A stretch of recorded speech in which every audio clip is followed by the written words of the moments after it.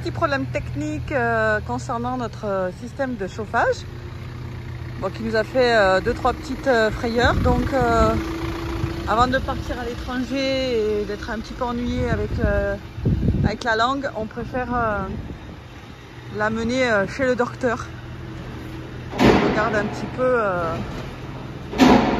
ce qu'il en est, si on peut continuer comme ça ou est-ce qu'il faut faire un petit entretien supplémentaire. Bon ben voilà le problème. Alors on ne sait pas trop ce que c'est, mais apparemment ça fume. Ça fume beaucoup. Ah oui, bon, on imagine bien qu'on a pollué un petit peu la nature, mais le monsieur, apparemment, il a dit qu'il savait ce que c'était. Au niveau du verdict, le docteur Monsieur Patate signale qu'au niveau du chauffage, tout a l'air un petit peu encrassé, les brûleurs, tout le système. Donc, il y a deux choix, soit on reste comme ça avec le petit médicament qu'il a fait, et bon, dans le risque où ça peut recommencer. Et compte tenu de notre voyage, c'est-à-dire de monter en haut au Cap Nord et qu'on va certainement utiliser le chauffage, on a décidé carrément de le changer, de changer le boîtier, enfin tout le système de brûleur, etc., etc., pour repartir quasiment sur du neuf, pour nous éviter tout problème à l'étranger. Voilà. Donc on préfère faire ça. Ça nous oblige à rester une petite semaine complémentaire en Bretagne, mais comme vous le savez, qu'on est tombé amoureux de la Bretagne, c'est pas forcément la chose qui va nous déranger. Voilà. Bon, on a fait un petit saut de puce au Bec d'Andenne et on se trouve de l'autre côté du Mont Saint-Michel, là où on a fait notre petite marche. Donc, amis bretons, amis normands, le Mont Saint-Michel aujourd'hui, il est à cap, même pas cap. Let's go.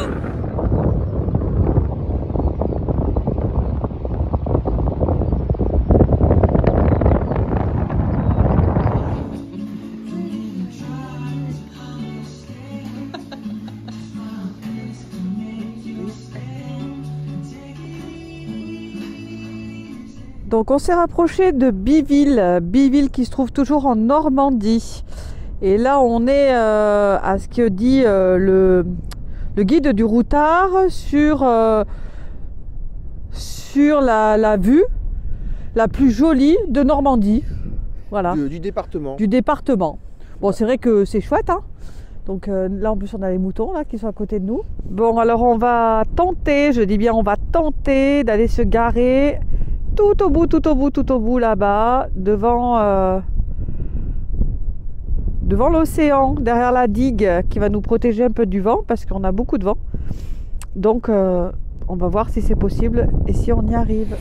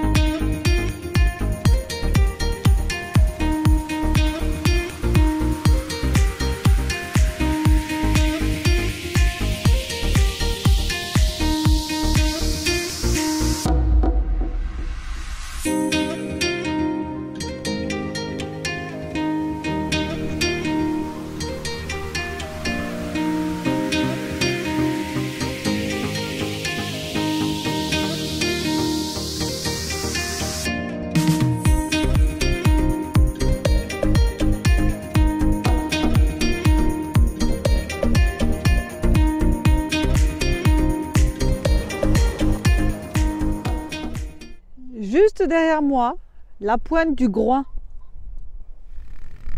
Il y a une bête. Une mouette, ouais.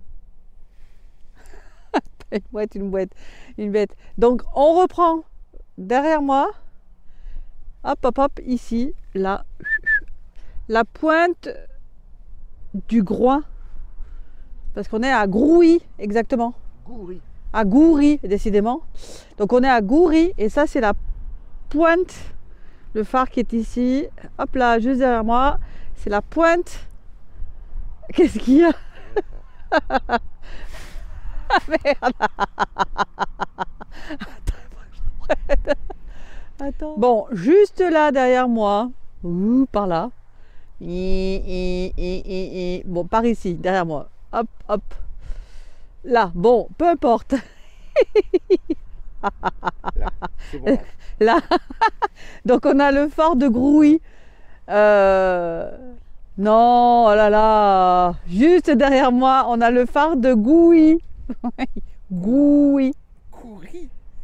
Goury. On a le phare de Goury.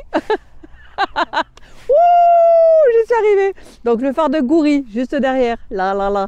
Voilà, donc on va aller le voir. Encore un cap, encore une pointe. Et on se trouve maintenant en Normandie. Et ce qui fait qu'ici, il y a plein de pâturages qui viennent lécher et s'écraser au bord de l'océan. C'est juste chouette.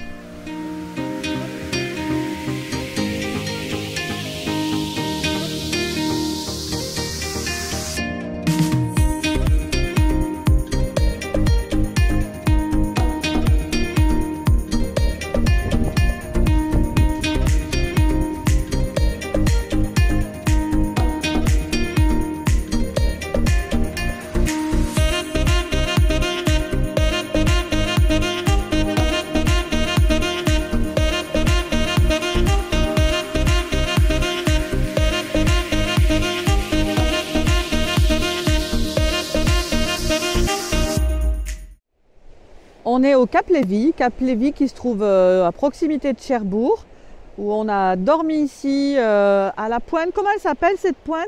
C'est le Cap Lévis. Le Cap Lévis. Bah oui, je l'ai dit au début. Donc c'est un nouveau cap. Oui, ça je l'ai dit. Donc moi je pense que tout le monde est bien au courant. Donc voilà. Et on est au Cap Lévis hein, du coup, à côté de Cherbourg. Donc on a dormi là sans blague dans la nature. C'est juste formidable avec Monsieur Patate. Et on s'est mis hop hop hop hop face à la mer. Voilà. Et aujourd'hui on a eu une visite inattendue, mais qui nous a fait super. On a été très ravis. Et ben en fait on a eu les dauphins. Donc on a pu les voir, qu'ils étaient juste derrière moi. Voilà, par là. Bon bah forcément là ils sont plus là, mais il y avait au moins je sais pas 4-5, même voire plus, je sais pas, mais au moins 4-5 dauphins qu'on voyait les ailerons voilà, qui étaient en surface. Ils devaient certainement s'alimenter. Et donc on était super contents et c'était vraiment exceptionnel. Donc là on va prendre le chemin derrière nous, hop, pour aller au phare que l'on voit juste là, hop hop hop, que je me décale un peu, voilà, tout au bout. Et on va aller voir un petit peu. Alors bien évidemment on a pris les jumelles parce que on espère quand même voir d'autres animaux. Voilà. Bon bah on a de nouveau franchi un nouveau cap.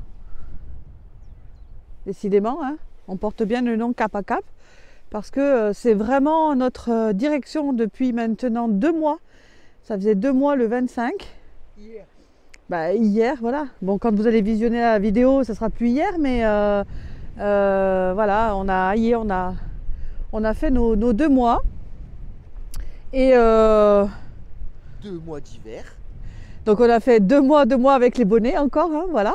Mais bon, on est super contents parce que ben, ça se passe toujours super bien. On découvre tout le temps des belles choses. La nature nous émerveille chaque jour parce que ben, chaque jour on bouge. C'est le seul petit bémol, c'est que comme il fait pas trop chaud, ben on s'équipe, on va visiter ce qu'on doit voir et on reste pas trop longtemps. Voilà, on a pu rester 3 jours à Saint-Malo parce que vraiment le temps était exceptionnel. Donc on a pu profiter, on s'est reposé et c'est agréable.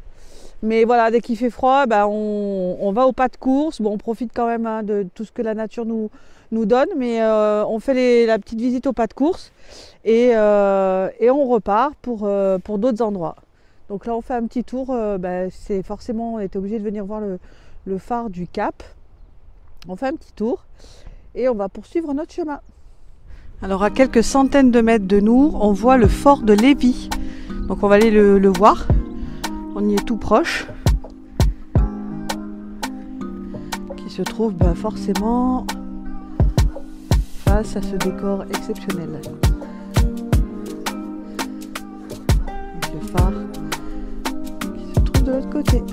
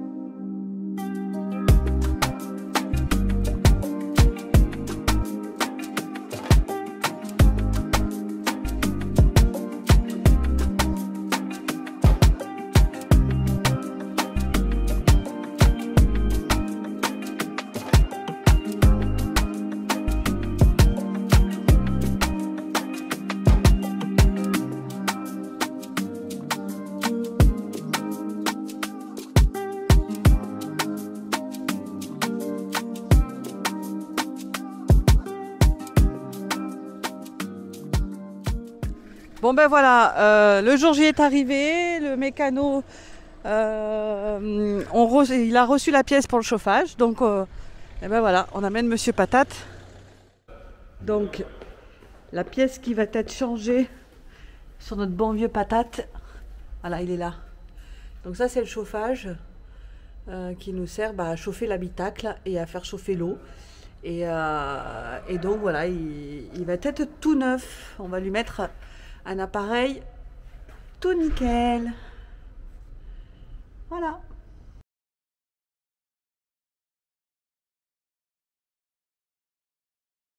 Bon, on espère être reparti pour quelques années, tranquille, avec notre nouveau chauffage. Chauffe-eau et chauffage, parce qu'il fait les deux. Il chauffe l'eau de notre petit cumulus que nous avons à l'intérieur et il nous sert également de chauffage. Compliqué. Bon ben voilà le vieux chauffage. Il n'était pas en super bon état. Bon, on a bien fait de le changer. Et voilà, une bonne chose de faite. Et on repart avec la pluie. Nous nous trouvons à la pointe du Hoc. C'est un site en fait qui a été le témoin d'actes de courage extraordinaires lors de l'invasion des Alliés de la Normandie. C'est-à-dire que pendant la Seconde Guerre mondiale, les forces allemandes en fait occupaient donc la pointe du Hoc. Et le matin du 6 juin 1944, les Rangers de l'armée américaine, en fait, ils ont escaladé des falaises de plus de 30 mètres pour capturer cette position, en fait, qui était fortement défendue par du coup les Allemands. Et ils l'ont ensuite conservé en dépit des contre-attaques qui ont été répétées. Donc leurs actes héroïques ont aidé à établir une tête de pont alliée en France pour commencer à libérer l'Europe.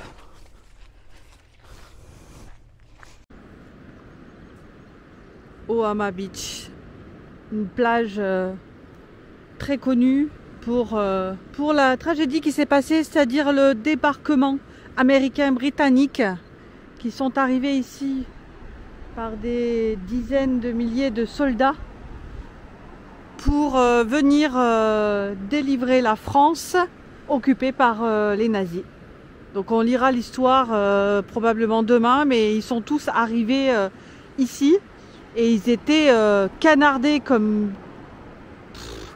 je ne saurais même pas l'expliquer au vu de ce qu'on a vu. On peut imaginer, ils arrivaient avec des gros bateaux, avec des engins, mais ils se faisaient tirer à balles immédiat. Donc il y a eu des milliers de morts. Enfin, c'était incroyable.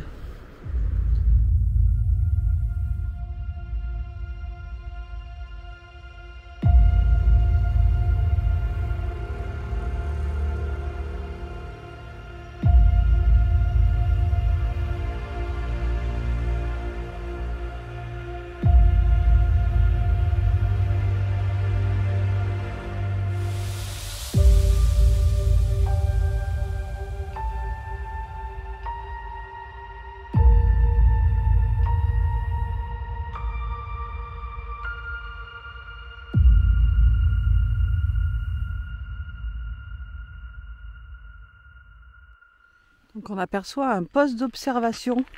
Bon ben donc ça porte son nom, hein. L'ennemi, donc les nazis, se réfugiaient à l'intérieur de cet endroit. Là, ils observaient, Hop. et c'est d'ici qu'ils donnaient les consignes de tir à la batterie d'artillerie qui est juste derrière nous, 100 mètres derrière dans les champs.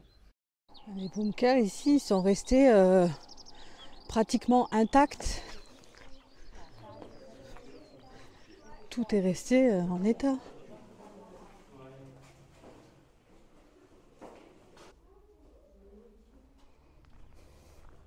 Bon ben, au vu de son état, celui-ci, je pense qu'il a été, ciblé par une attaque et tout s'est effondré. Bon, Gilles me fait passer par là en vélo. Il était voir à pied parce que je suis pas forcément certaine que ce soit possible vu les obstacles que nous avons. Allez. Et donc, petite évolution de Sophie sur un terrain un peu gras.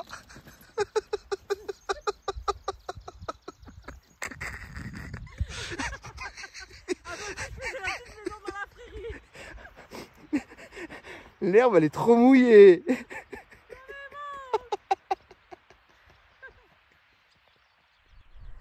Après avoir parcouru 7 km en vélo dans des conditions d'extrême, nous voilà à Port-Bessin. Donc Port-Bessin, il y a quand même une petite explication à Port-Bessin. Alors, Port-Bessin, c'est pas n'importe quel port. Ah. C'est le premier port artisanal, le premier port de pêche artisanale du Calvados. Et le troisième de Normandie. Presque toute la population du village travaille dans la pêche et dans le poisson. Une quantité quand même impressionnante de chalutiers qui sont à quai. Donc, toute la flotte de pêche située au port. Bon, on a repris le vélo pour l'après-midi. Et l'avantage, c'est que le soleil est apparu. Et voilà, on arrive à voir les falaises qu'on a longées tout à l'heure. Alors par le sentier des douaniers, on arrive sur les restes du port artificiel d'Arromanches. Un port qui a été construit pour le débarquement. Il faut imaginer que des centaines, voire des milliers de caissons en béton, les blocs que vous voyez, ont été construits en Angleterre, ont été remorqués au travers de la Manche et ont été coulés ici, de manière à construire un port artificiel, ce qui paraît juste gigantesque comme travaux. Alors ça me fait penser à un proverbe, une devise, je ne sais pas trop, dont je ne connais pas l'auteur, mais qui dit c'est parce qu'ils ne savaient pas que c'était impossible qu'ils l'ont fait. C'est juste gigantissime ce que le génie humain arrive à faire de ses propres mains en construisant un truc hors du commun.